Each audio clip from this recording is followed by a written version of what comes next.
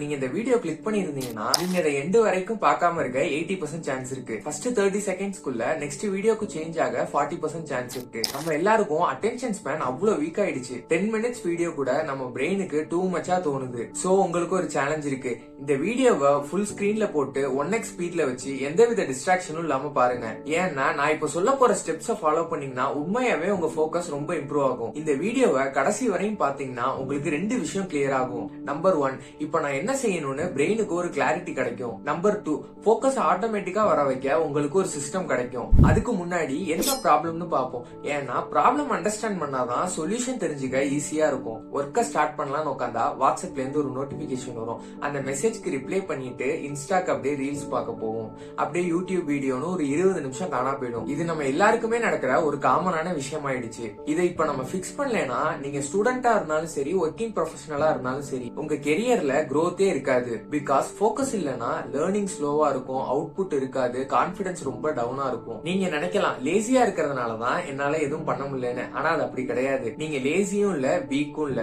Social media ஆப்லாம் சேர்ந்து உங்க attention ஸ்பேனை plan பண்ணி வீக் பண்ணிட்டு இருக்காங்க. நீங்க சோசியல் மீடியா ஆப்பே தொடர்ந்து யூஸ் பண்றதுனால உங்க பிரெயின் ஒர்க் ஆகாம போயிட்டு இருக்கு. எக்ஸாம்பிளுக்கு எலிவேட்டர் யூஸ் பண்ணி பண்ணி லெக்ஸ் எல்லாம் வீக் ஆகுதுல, அதே போல போன் யூஸ் பண்ணி நம்மளோட மைண்ட் போக்கஸ் மசிலும் வீக் ஆகுது. சைலண்டா இருக்கிறதையே அன்கம்ஃபர்டபுளா ஃபீல் பண்றோம். இதை பிரேக் பண்றதுக்கான சிஸ்டத்தை பத்தி பார்க்கலாம். Step 1, base line. நம்ம எல்லாருமே சொல்லுவோம் எனக்கு போக்கஸ் பண்ண வரலன்னு. ஆனா ஃபர்ஸ்ட் உங்களோட கரண்ட் போக்கஸ் ஸ்டாமினா எவ்வளவுன்னு கண்டுபிடிக்கணும். அதை கண்டுபிடிக்கிறதுக்கு ஒரு டாஸ்க் சொல்றேன். உங்க புக்கை எடுத்துட்டு உங்க போன்ல டைமர் ஆன் பண்ணிட்டு போனை வேற ரூம்ல வச்சிருங்க. எவ்வளவு நேரம் கண்டினியூஸா அந்த புக்கை உங்களால படிக்க முடியுதுன்னு பாருங்க. 2 நிமிஷமோ 6 நிமிஷமோ 10 நிமிஷமோ அதை நோட் பண்ணிக்கோங்க. இதுதான் உங்களோட பேஸ் லைன். டைம் ரொம்ப கம்மியா இருக்கேன்னு ஃபீல் பண்ணாதீங்க.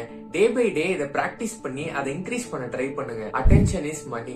நம்ம போனை வாங்கி யூஸ் பண்றதுனால நம்ம கஸ்டமர் ஆயிட மாட்டோம், நாம தான் ப்ராடக்டே. சோசியல் மீடியா கம்பெனிஸ்லாம் நம்ம அட்டென்ஷன் டைமை வச்சுதான் காசு சம்பாதிக்கிறாங்க ஆட் ரெவன்யூ மூலியமா. அல்காரிதம் எப்படி ஒர்க் ஆகும்னா நம்மள ஹூக் பண்ணி வச்சுக்கிறதுக்காக ஆங்கர், கியூரியாசிட்டி, ஃபியர் இந்த எமோஷன் எல்லாம் ஆக்டிவேட் பண்ணும். இதுக்கான ரிசல்ட் என்ன தெரியுமா? நம்மளோட அட்டென்ஷன் அடிக்கடி ஷிஃப்ட் ஆகிட்டே இருக்கும். அதை தடுத்து நம்மளோட அட்டென்ஷனை சரி பண்ணா நம்மளோட லைஃபும் தானா சரியாயிடும். Step 3, environment. உங்க போக்கஸ் இப்படி இருக்கிறதுக்கு 100% நீங்க மட்டும் காரணம் கிடையாது. உங்க என்விரான்மெண்ட்டும் ஒரு காரணம் தான். அதை எப்படி மாத்துறதுன்னு நான் சொல்றேன்.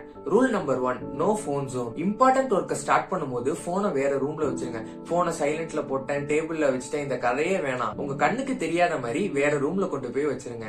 Rule number 2, zero notification. WhatsApp, Insta, Snapchat எல்லாத்துலயுமே நோட்டிபிகேஷன் ஆஃப் பண்ணிருங்க. ஏதாச்சும் அர்ஜென்ட்னா உங்களுக்கு கால் பண்ணுவாங்க. அனுப்புற மெசேஜ்க்கெல்லாம் உடனே ரிப்ளை பண்ணணும்னு அவசியம் கிடையாது. இந்த நோட்டிபிகேஷன் சவுண்ட்லாம் உங்க போக்கஸை ஈஸியா டிஸ்ட்ராக்ட் பண்ணும். Rule number 3, close the tabs. நம்ம எல்லாரும் குரோம் ஓபன் பண்ணாலே 10-15 டேப்னு ஈஸியா ஓபன் பண்ணி வச்சுப்போம். அப்புறம் தேவைப்படும். ஆனா அந்த டேப்லாம் அப்புறம் தேவையே படாது. இப்பவே அந்த மாதிரி டேப்லாம் க்ளோஸ் பண்ணிருங்க. அது உண்மையா இம்பார்ட்டன்டா இருந்துச்சுன்னா புக் மார்க் பண்ணி வச்சிருங்க. Step number 4, sticky notes. ரொம்ப பேர் நினைச்சுப்பாங்க போன் தான் நம்மளோட டிஸ்ட்ராக்ஷன். ஆனா உண்மையான பெரிய டிஸ்ட்ராக்ஷன் என்ன தெரியுமா? நம்மளோட தாட்ஸ் தான். நாம ஒரு விஷயத்துல ஒர்க் பண்ணிட்டு இருக்கும் போது சடனா மெயில் அனுப்பணும், டேட் செக் பண்ணணும், டிக்கெட் புக் பண்ணணும், இப்படிலாம் மத்த வேலையை பத்தி யோசிப்போம். இந்த வேலையெல்லாம் பண்ணாம விட்டா மறந்துருவோம்னு பயம் வரும். ஆனா அது இப்பவே பண்ணா இப்ப பண்ணிட்டு இருக்க வேலைக்கான போக்கஸ் போயிடும். இதுக்கான சொல்யூஷன் என்னன்னா உங்க டெஸ்க்ல ஒரு ஸ்டிக்கி நோட் வச்சுக்கோங்க. எந்த ஒரு தாட் வந்தாலும் அதுல எழுதிருங்க. இப்படி பண்ணீங்கன்னா பிரெயின் ரிலாக்ஸ் ஆயிடும். நம்ம எழுதிட்டோம் அதனால மறக்காம அப்புறம் பண்ணிடுவோம்னு ஒரு சேஃபான ஃபீல் கிடைக்கும். எல்லாத்தையும் ஞாபகம் வச்சுக்கிறதுக்காக பிரெயினை யூஸ் பண்ணீங்கன்னா உங்களோட போக்கஸையும் கிரியேட்டிவிட்டியும் அதை அழிச்சிரும். Steps, take breaks. சில பேர் சொல்லுவாங்க நான் கண்டினியூஸா 10 மணி நேரம் போக்கஸ் பண்ணி ஒரு வேலையை பார்த்தேன்னு. அதெல்லாம் நம்பாதீங்க. மேக்ஸிமம் 60 to 90 மினிட்ஸ் போக்கஸ் பண்ண பாருங்க.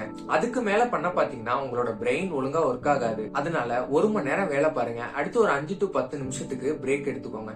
பிரேக்னா போன் யூஸ் பண்ணக்கூடாது. அப்படியே சின்னதா ஒரு வாக் பண்ணுங்க, தண்ணி குடிங்க. ஒரே ரூம்ல உட்கார்ந்து இருந்தீங்கன்னா உங்க பிரெயினும் ஸ்ட்ரக் ஆகி உட்காந்துரும். அதனால வெளியில போய் நடங்க, என்விரான்மெண்ட்டை ஷிஃப்ட் பண்ணுங்க, பிரெயின் ரெஃப்ரெஷ் ஆகிடும். Step 6, purpose. நாம ஒரு விஷயத்துல ஒர்க் பண்ணிட்டு இருக்கும் போது நம்ம மைண்ட் கேட்கும் இதை ஏன் பண்ற அப்படின்னு. அதுக்கான ஆன்சர் உங்ககிட்ட இல்லைன்னா பிரெயின் இதான் சாக்குன்னு சொல்லிட்டு அந்த வேலையை பண்ணாம தள்ளி போட பார்க்கும். அதனால ஒரு 10 செகண்ட் பாஸ் பண்ணி உங்ககிட்ட ஒரு 2 கொஸ்டின் கேட்டுக்கோங்க. இந்த ஒர்க் எதனால இம்பார்ட்டன்ட், இதனால யாருக்கு பெனிஃபிட்? இந்த கொஸ்டினுக்கான ஆன்சரை கிளியரா எழுதி உங்க கண்ணுக்கு நேராவே வச்சுக்கோங்க. பர்பஸ் கிளியரா இருந்தா டிசிப்ளினோட தேவை ரொம்ப கம்மியா இருக்கும். போக்கஸ் ஆட்டோமேட்டிக்கா வரும். நீங்க இந்த வீடியோ கிளிக் பண்ணும்போது உங்களுக்கு ஒரு டவுட் வந்திருக்கும், எனக்கு போக்கஸ் திரும்ப வருமானு. அதுக்கான ஆன்சர் எஸ்.